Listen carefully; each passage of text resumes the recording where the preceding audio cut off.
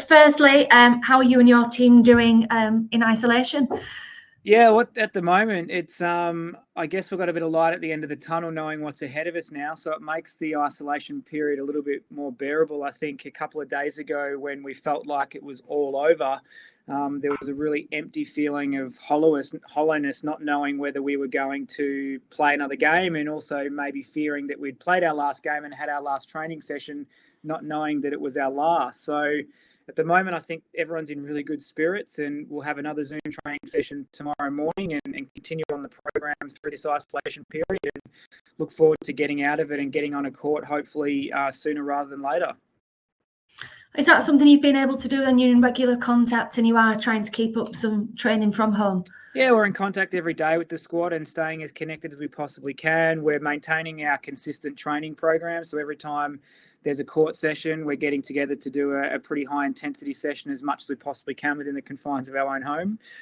But Sarah Whitehead, our lead in strength and conditioning, has been awesome in that, and the girls just really making the most of whatever they've got around them to get the best out of the situation that we're in. So yeah, tried to maintain it as consistent as possible, knowing there's obviously some implications to that and some restrictions, but we're doing everything we can to keep it as normal as possible to come out of this isolation period in the best possible way we can. It's been a crazy week for you. You touched on a little bit there. What have been the emotions this week and last night? Yeah, it was a real roller coaster because I think we had, a lengthy build up to our last two games in terms of knowing that we had a good 2-3 weeks of solid preparation in terms of training and some match play that we had planned as well. And everything was going really well in that space.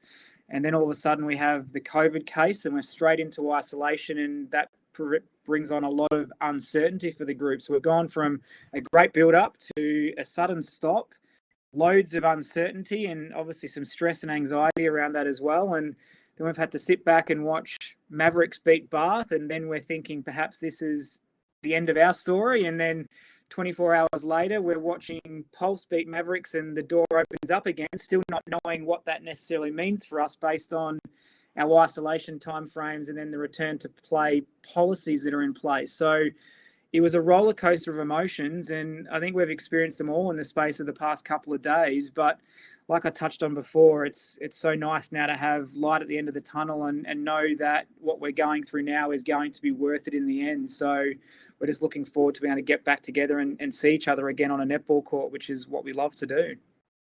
It's been a challenging week, but also a challenging season. You must be really proud of how your team have handled it all year. Yeah, absolutely. I think it's one thing that I think a lot of people, both internally and externally, are really admiring about the group, I guess, is how resilient they've been. And it's been something from the very beginning that we've had to lean into and embrace. And I've been so impressed with the girls in the fact that there's been never any excuses or any complaining about the cards we might have been dealt at any given time. It's about playing what's in front of you and getting on with the task at hand and making sure that you're always responding to every time there might be a challenge, an obstacle or a hurdle in your way. And, that's a sign of a really good team. And we're really proud that that's a real feature and a trademark within the culture of our group. And our recent challenge is just another one of those challenges, but we've been embracing them and facing them the whole time. So we certainly won't stop anytime soon. And I think our experiences this year have held us in really good stead to be able to navigate our way through our most recent challenges. And we hope that it will give us some extra fuel in the fire come the semi-final. As you've said, ideally you wanted to play the games against Pulse and Dragons, but it's not to be. You've qualified for the playoffs. How proud are you of that? Yeah, really proud. I think we've done such a great job throughout the season to keep competing in times where times have been really difficult for the group. And, you look back into that round 2 match where we lost 3 of our starting 7 players and were without them for a good 7, 8, 9 weeks. Those matches we won during that time have proved to be incredibly important. So particularly the 2-goal win we had against Pulse and matches like that I guess now have had to carry over into the second half of the season. The reality is, as a team, we've probably been under incredible pressure and stress since round 3. So it's something we've become really accustomed to, and that's tough. And I'm so proud that the group's been able to manage themselves really well through those times. And making it to a finals is tough and absolutely not the most ideal circumstance to earn the 4th place. But the rules are the rules, and everyone agreed to them at the start of the season in case something like this happened.